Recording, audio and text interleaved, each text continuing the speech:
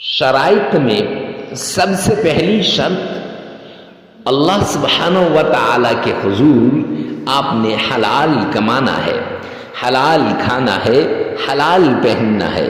کیوں؟ سرور کونین نے فرمایا الکاسب حبیب اللہ، محنتی اللہ کا دوست ہے، اور آپ نے محنت کرنی ہے۔ اور دوسری ایک حدیث پاک میں سرور کونین نے فرمایا جو شخص حرام کا ایک لقمہ کھاتا ہے تو 40 دن تک اس کی کوئی عبادت قبول نہیں ہوتی، نہ نماز قبول ہوتی ہے، نہ اس کی اور کوئی عبادت قبول ہوتی ہے۔ تو معزز سامعین کرام، اگر آپ نے حرام کھا لیا تو پھر آپ کی عبادات قبول نہیں ہوں گی، تو وظائف کہاں سے اثر کریں گے؟ تو وظائف کے مؤثر ہونے کے لیے پہلی شرط حلال کمانا، حلال کھانا، حلال پینا اور حلال پہننا ہے۔ تو اس لیے آپ نے پہلی شرط پر عمل کرتے ہوئے حلال کمانا ہے، حلال کھانا ہے اور حلال پہننا ہے۔ دوسری شرط، آپ نے نماز کی پابندی کرنی ہے، کیوں اللہ کا اعلان ہے قرآن پاک کے اندر وَمَنْ أَعْرَضَ عَنْ ذِكْرِي فَإِنَّ لَهُ مَعِيشَةً ضَنْكًا، جو میرے سامنے جھکنے سے اعراض کرے گا، جو میری یاد سے غافل ہوگا، جو مجھے یاد نہیں کرے گا، قرآن کی تلاوت نہیں کرے گا، نماز نہیں پڑھے گا، فرمایا فَإِنَّ لَهُ مَعِيشَةً ضَنْكًا، میں اس کی معیشت کو تباہ و برباد کر کے رکھ دوں گا۔ تو جب اللہ کسی کی معیشت کو تباہ و برباد کر دیں تو کوئی ہے جو اس کی معیشت کو صحیح کر سکے؟ تو اس لیے معزز سامعین کرام، آپ نے یہ 5 نمازیں لازمی پڑھنی ہے۔ ہاں آگے پیچھے ہو جائیں تو خیر، لیکن وقت پہ پڑھنے کی کوشش کرنی چاہیے۔ تیسری شرط، آپ نے اکیلے میں، تنہائی میں، ایسی جگہ میں آپ نے عمل کرنا ہے جہاں کوئی آپ کو ڈسٹرب نہ کرے، ڈسٹربنگ کریٹ نہ کرے۔ کیوں؟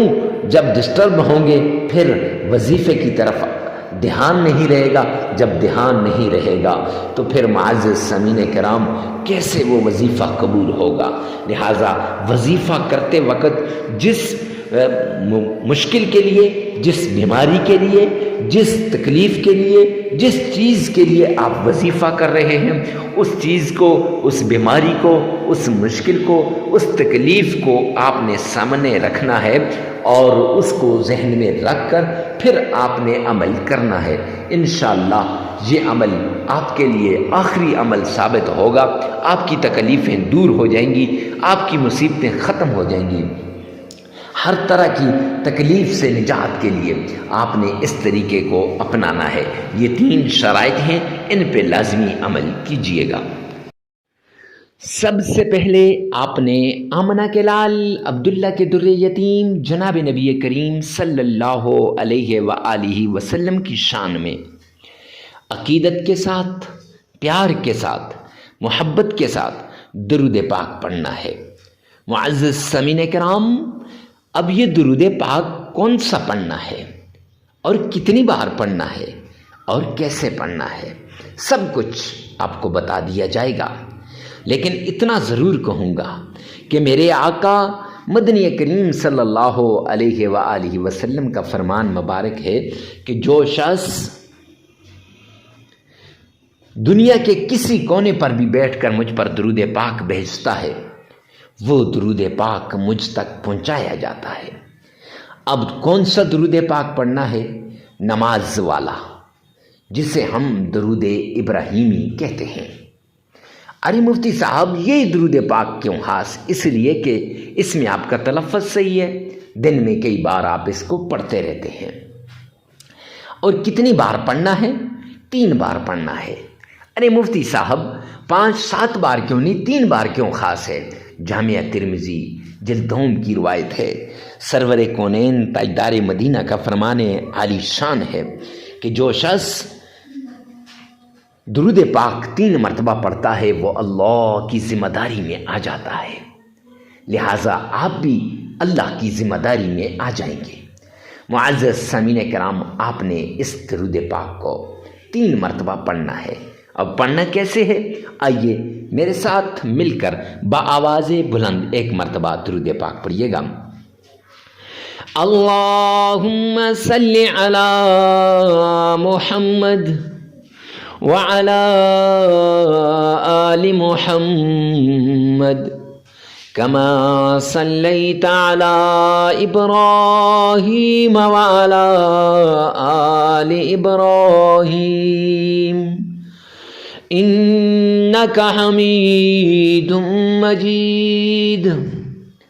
اللہم بارک علی محمد وعلی آل محمد کما بارکت علی ابراہیم وعلی آل ابراہیم انک حمید مجید۔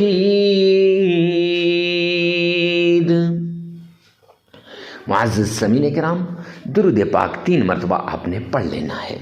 درود پاک کے پڑھنے کے بعد آپ نے اللہ کا پیارا نام یا عزیز یا جبار، یہ آپ نے صرف 313 مرتبہ پڑھ لینا ہے، اور پھر قرآن پاک کے سورہ یاسین اور سورہ یاسین کا دلیل سلام قولا من رب الرحیم، یہ بھی ایک جگہ بیٹھ کر آپ نے صرف 70 مرتبہ پڑھ لینی ہے، 70 مرتبہ۔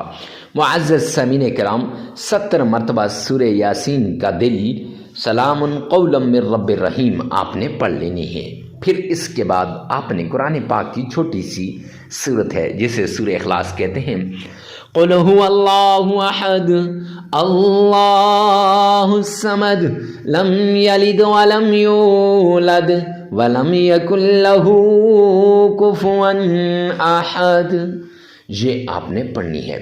معزز سامعین کرام، یہ پڑھنے کے بعد، یہ سورہ اخلاص پڑھنے کے بعد یہ آپ نے 11 مرتبہ پڑھ لینی ہے۔ پھر آپ نے 3 مرتبہ درود پاک پڑھ لینا ہے، عمل مکمل ہو جائے گا۔